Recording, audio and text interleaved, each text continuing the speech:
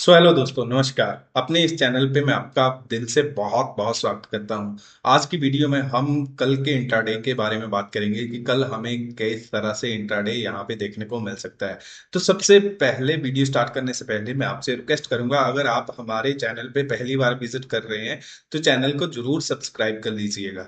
तो चलिए, ज्यादा देर ना करते हुए वीडियो को स्टार्ट करते हैं। तो सबसे पहले हम यहाँ पे ग्लोबल मार्केट की बात कर लें कि ग्लोबल मार्केट में आखिरकार यहाँ पे क्या हो रहा है। अगर मैं आज की बात करूं तो आज हमारे मार्केट में छुट्टी है और हमारी मार्केट यहाँ पे कल लगने वाली है। तो यहाँ पे अगर मैं बात करूं तो ग्लोबल मार्केट की, तो अगर मैं SGX निफ्टी की बात करूं तो बहुत बढ़िया हमें पॉजिटिव साइन यहाँ पे देखने को मिल रहा है। और तकरीबन हम यहाँ पे देख रहे हैं कि 300 प्लस पॉइंट का हमें यहाँ पे गैप ग्रीन में यहाँ पे SGX निफ्टी ट्रेड कर रही है। वहीं हम ओवरऑल ग्लोबल मार्केट की बात करें तो ग्लोबल मार्केट ओवरऑल यहाँ पे पॉजिटिव में साइन हमें दिखा रही है, यानी पॉजिटिविटी यहाँ पे हमें देखने को मिल रही है। डेक्स की बात करें तो ओनली ये फ्राइडे का डाटा है, तो फ्राइडे के दिन डेक्स यहाँ पे नेगेटिव में क्लोज हुआ है। अभी थोड़ी देर बाद यहाँ पे डेक्स में ट्रेडिंग स्टार्ट होगी, ट्रेडिंग सेशन स्टार्ट होगा। तो क्या आंकड़े आएंगे वो शाम के टाइम हमें एग्जैक्ट मालूम पड़ेगा। बट अभी के टाइम अगर हम बात करें तो एज पर SGX निफ्टी या गिफ्ट निफ्टी के चार्ट के अनुसार हम यहाँ पे बात करें तो हम यहाँ पे पॉजिटिविटी देख रहे हैं। और हमारी मार्केट यहाँ पे, अगर हम अपनी मार्केट की बात करें, अपनी निफ्टी की बात करें, तो निफ्टी यहाँ पे तकरीबन 22,844 रुपए पे बंद हुई है। और हम कंपेयर करें SGX निफ्टी के चार्ट के साथ तो तकरीबन यहाँ से 400 प्लस पॉइंट का हमें गैप अप कल के लिए देखने को मिल रहा है अभी के टाइम पे। यानी कि अभी की बात कर रहा हूं मैं। अभी शाम के टाइम क्या आंकड़े निकल कर सामने आते हैं वो अलग बात है, बट अभी के अनुसार हमें कल एक बहुत बढ़िया गैप अप यहाँ पे देखने वाले हैं मार्केट में। अगर देखो, मार्केट में कोई गैप अप नहीं आता है तो हम बाइंग का प्लान करेंगे 22,930 रुपए के ऊपर। यानी कि 22,930 के ऊपर हम बाइंग का प्लान करेंगे। फर्स्ट टारगेट यहाँ पे 23,030 रुपए का यहाँ पे रखेंगे। अगर मार्केट में कोई गैप अप आता है, यानी कि मार्केट यहाँ पे 200 से 250 पॉइंट गैप अप ओपन होती है, यानी कि तकरीबन इस पॉइंट पे 23,030 के करीब यहाँ पे ओपन होती है, तो हम यहाँ पे प्लान कर सकते हैं बाइंग का।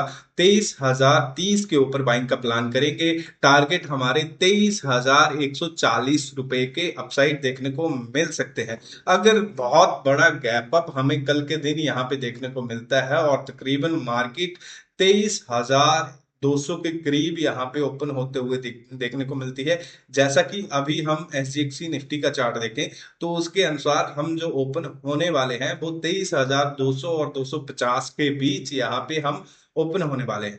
बट अगर यहाँ पे अगर 23,200 के ऊपर अगर निफ्टी सस्टेन होती है, यानी कि गैप अप मिलता है, तो यहाँ पे हम वेट करेंगे। देखिए, एक बहुत बढ़िया तरीके से आप अपने इस ट्रेड को देख सकते हो या समझ सकते हो। यानी कि अगर हम यहाँ पे गैप अप ओपन होंगे तो हम यहाँ पे 23,300 के ऊपर बाइंग का प्लान करेंगे, 23,350 के ऊपर बाइंग का प्लान करेंगे। और टारगेट हमारे 23,450 तक देखने को मिल सकते हैं।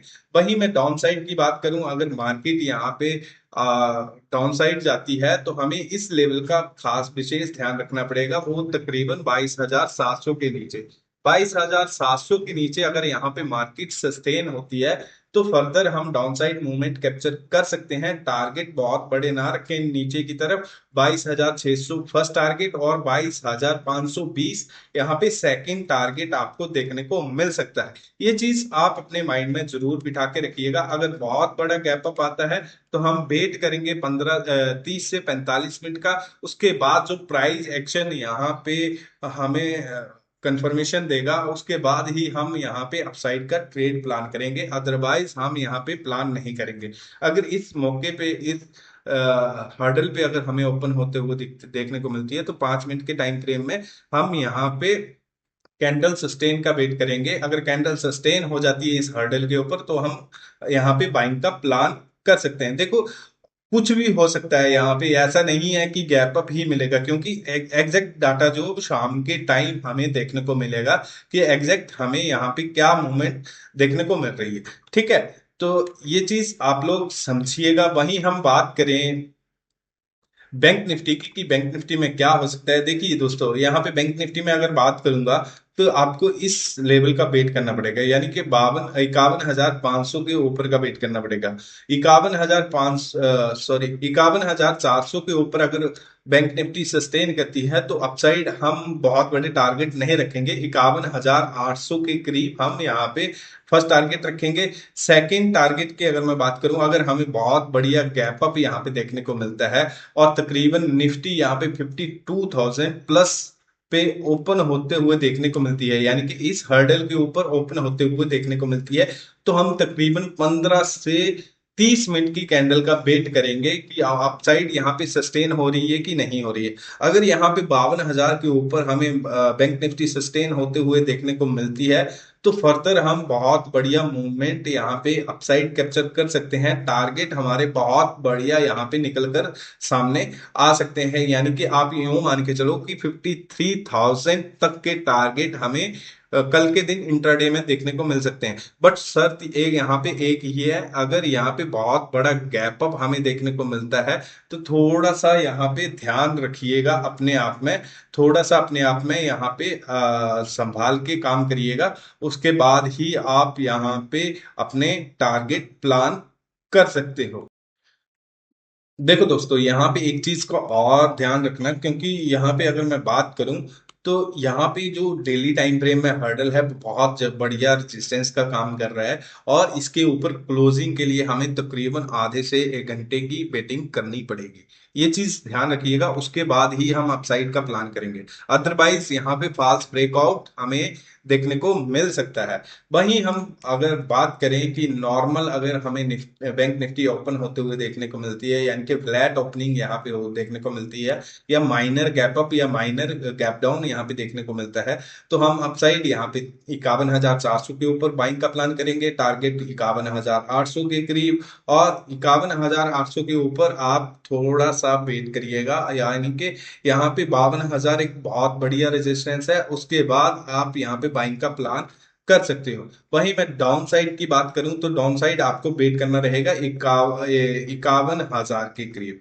51,000 के नीचे अगर यहाँ पे 50,900 के नीचे अगर बैंक निफ्टी सस्टेन होती है तो फर्दर हम डाउन साइड मूवमेंट कैप्चर कर सकते हैं। बहुत बड़े टारगेट की उम्मीद ना रखें। इक्का 50,700 फर्स्ट टारगेट रहेगा, और यहाँ पे अगर 50,700 यहाँ पे ब्रेक होता है तो फर्दर हम कह सकते हैं कि ये बैंक निफ्टी जो इसने गैप अप दिया था, तो ये गैप डाउन गैप अप जो दिया था उसको फिल जरूर किया जाएगा, और हमें टारगेट 50,300 तक के देखने को मिल सकते हैं।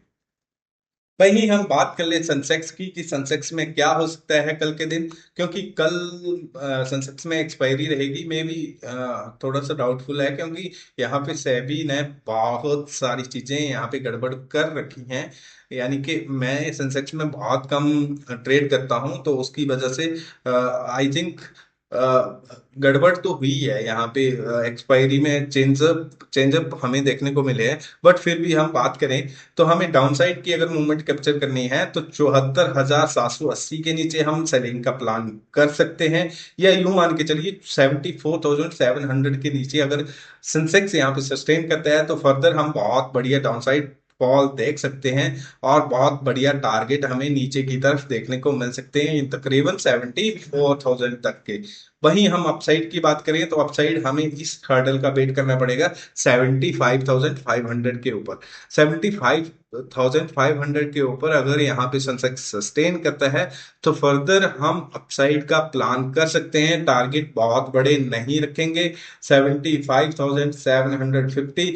अगर इसमें कोई मेजर गैप अप देखने को मिलता है, मेजर बढ़िया गैप अप हमें देखने को मिलता है, और तकरीबन बैंक यहाँ पे अगर हम बात करें तो 76,000 के ऊपर ऊपर अगर सेंसेक्स यहाँ पे ओपन होते हुए देखने को मिलता है, तो यहाँ पे मैक्सिमम चांसेस ये रहेंगे कि यहाँ पे एक शॉर्ट कवरिंग मूव हमें देखने को मिले सेंसेक्स में, और बहुत बढ़िया टारगेट अपसाइड हमें देखने को मिले। टारगेट हमारे 76,000 के करीब, सॉरी 76,400 के करीब यहाँ पे देखने को मिल सकते हैं। बहुत बढ़िया कल का दिन यहाँ पे रहने वाला है हमारे लिए। अगर वीडियो आप लोगों को अच्छी लगी हो तो लाइक शेयर एंड सब्सक्राइब जरूर करिएगा। Thank you, bye bye.